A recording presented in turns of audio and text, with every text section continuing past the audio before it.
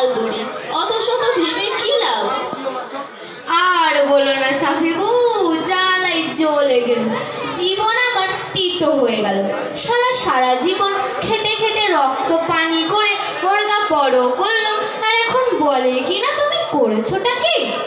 ও এই কথা! এখন তো সব ঘরে ঘরে একই দশা। এই সমাজে বুড়ি হওয়া যেন গরুর সমান। যতদিন দুধ দেবে, লাঙল দেবে, ততদিন যত্ন আত্মি পাবে, না হলে সংসারের বোঝা হয়েই থাকতে হবে। বুঝলে সাফিবু, ওরগা জন্যি ঘর ছেড়ে আমি ওই সিঁড়ির তলায় থাকি, রান্না করে দিই, গরুর জামনা কেটে দিই, ছেলেপুলেদের কেজি স্কুলে যায়। দুঃখের কথা বলবো কি, তবুও দুবেলা দুমুঠো খাবার জন্য চাতক পাখির মতো চেয়ে থাকতে হয়। তাই তো আল্লাহরে বলি, আল্লাহ এর যে তুমি মরণ করো। আচ্ছা জরিনাবু, আমি না হয় গরিব মানুষ, দিন আনা দিন খাওয়া চলে, কিন্তু তোমার ছেলেরা তো বেশ প্রতিষ্ঠিত, গায়ে জুট আছে, বাবু হয়ে ঘোরে। তোমার তো এমনটা হওয়ার কথা নয়। জ্বালা তো আমার ওইখানেই সাফিবু। এই গতন নেড়িয়ে মাথার ঘাম পায়ে ফেলে ওরগা বিদ্যা শিখালো।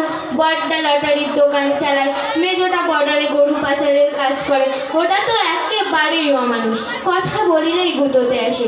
আর ছোট্ট LIC বন্ধনের এজেন্ট, লোকের লোন দিয়ে বেড়ায়, যে যার মতনই চলে। ওরা টাকা ছাড়া কিছুই বোঝে না। একটারও মানুষের মতো মানুষ করতে পারলাম না সাফিবু। পয়সা খরচ করে লেখাপড়া শিখিয়ে যদি এই হাল হয়, ও ঘোড়ার ডিম না শেখানোই ভালো। দুবেলা দুমুঠো ভাত ও ঠিক জুটেই যাবে। পয়সার শ্রম আমার সব বেকার হয়ে গেল। ওই টাকা থাকিলে আজ আমি বৃদ্ধাশ্রমে গিয়ে জীবন কাটাতে পারতাম। অন্তত এই বয়সে লাঠি ছোটা খেতে হতো না। জরিনাবু, দুনিয়াটা এরকমই, যে হয় বুড়ি ভাম, নেই তার কোনো দাম। তাই তো আল্লাহরে বলি, আল্লাহ মরণ করো, এই স্বাধীন সংসারে আর থাকিতে চাই না। মায়া সবে মিছে মায়া। আসসালামু আলাইকুম। ওয়ালাইকুম আসসালাম। তা কি ব্যাপার জরিনাবু, দুনিয়ার মায়া ছেড়ে কেউ তো ওপারে যেতে চায় না, আর তুমি কি না ইন্তেকালের দোয়া করছো? বাদ কি হয়? কোন মুখে বলবো আফা? ছেলে পুলে মানুষ করে কি আসে? মা বাপ বুড়ো বয়সে একটু সেবা যত্ন পাবে বলেই কিনা। তা শয়তানরা বলে কিনা দেখবার সময় নেই, একটু কাশির ওষুধ চাইতে গেলে এ ছেলে ওর কাছে পাঠায়, ও আবার ঝাঁজ মেরে বলে বৃদ্ধ ভাতা টাকা পাচ্ছ, তাও হচ্ছে না। আফা, কপালে কি আমাদের এই লেখা ছিল? কারণ এসব তোমাদের কর্মের ফল। কর্মের ফল? তার মানে? আরে বউ, তুমি রয়েছো তেঁতুল গাছ, এখন সেই তেঁতুল গাছ বড় হয়ে কি আঙুর ফল দেবে? বরং বাঘা তেঁতুল হবে, এটাই তো স্বাভাবিক। আর তুমি আশা করছো মিষ্টি ফলের? আফা, এ আপনি কি বলছেন? হ্যাঁ আফা, একটু খোলসা করে বলবেন দেখি। হ্যাঁ ঠিকই বলছি। আচ্ছা বলেন তো, আমাদের ধর্মের নাম কি? মুসলিম। না না, ইসলাম। ইসলাম ধর্ম? হ্যাঁ ইসলাম। আর এই ইসলাম কথার একটি অর্থ হলো শান্তি।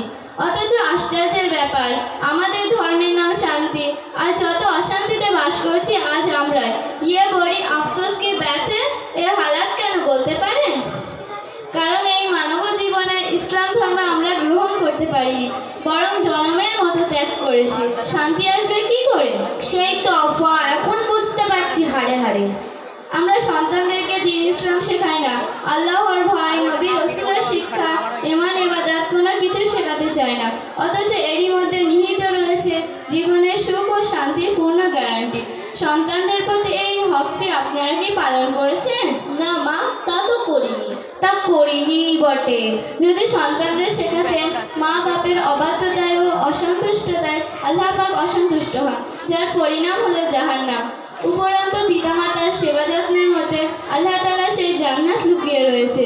যদি নামাজ কালাম শিক্ষা দিতেন, তাহলে সকল পাপ থেকে সে দূরে থাকত, ছোট বড় সকলকে সম্মান করত, কাউকে কষ্ট দিত না, কারো অধিকার সে হরণ করত না। প্রকৃতপক্ষে কুরআন হাদিসের শিক্ষা সন্তানকে সৎ মানুষ হিসেবে গড়ে তোলা। আজ আপনাদের এই দশা হতো না যদি গোড়ায় কোনো গলদ না হতো। যে ধর্ম শান্তিতে বাঁচতে শেখায়, সেই ধর্ম আমরা মেনে চলি না, আর খামোকা আল্লাহর উপরেই দোষারোপ করি। জরিনাবু, আমাদের সব বিসমিল্লাহ গলত খেয়ে গেছে। এ তো আমাদের নিজ হাতেরই কামাই। আল্লাহ পাক কুরআনে বলেছেন, বিসমিল্লাহির রহমানির রহিম, ওয়া মা আসাবাকুম মিন মুসিবাতিন ফাবিমা কাসাবাত আইদিকুম। পৃথিবীতে যত বিপর্যয় বা অশান্তি রয়েছে এ তোমাদের হাতেই কামাই।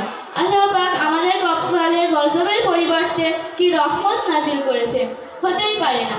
এই ধরুন আপনার বড় ছেলে হারামের ব্যবসা করে, মেজ ছেলে ছোড়া কারবার করে, আর ছোট ছেলে সুদের দাওয়াত দিয়ে বেড়ায়।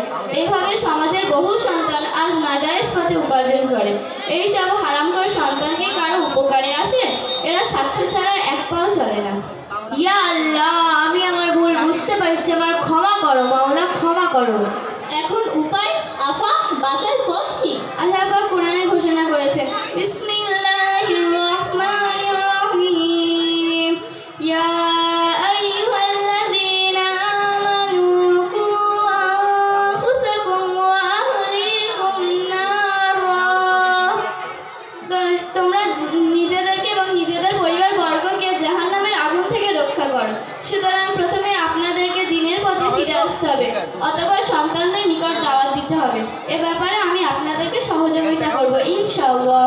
আফা, আমি কথা দিচ্ছি আজ থেকে আল্লাহর পথে নবীর হুকুম আহকাম মেনে চলবো। আমিও নিয়ত করছি আগামীকাল থেকে 5 ওয়াক্ত নামাজ পড়ার চেষ্টা করব। এতদিন গাফিল হয়ে শয়তানের পথে চলেছি, এবার মুমিন হয়ে বাঁচতে চাই। গ্রামের মাধ্যমে দ্বীন ইসলাম শিক্ষা দেওয়া হয়, পিতামাতারা সেখানে সন্তানদেরকে পাঠাতে আগ্রহ দেখায় না, অথচ কেজি স্কুলের প্রতি যত আগ্রহ। ইসলাম যেন একটি ফকিরি বিদ্যা। আসসালামু আলাইকুম। ওয়ালাইকুম আসসালাম। তাহিরা, কোথাও যাচ্ছ নাকি? হ্যাঁ আফা, একটু অনিতা ডাক্তারের কাছে যাচ্ছি। আরে দাঁড়াও, শোনো। আফা, মায়ের খুব জ্বর, সেই সাথে কাশি।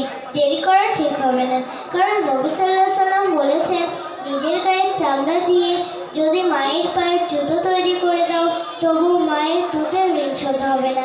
আর আল্লাহ তো নিজেই বলেছেন, বিসমিল্লাহির রহমানির রহিম, ইম্মা ইয়াবলুগান্না ইনদাকাল কিবারা আহাদুহুমা আও কিলাহুমা ফালা তাকুল লাহুমা উফফিন ওয়া লা তানহারহুমা ওয়া কুল লাহুমা কওলান কারীমা।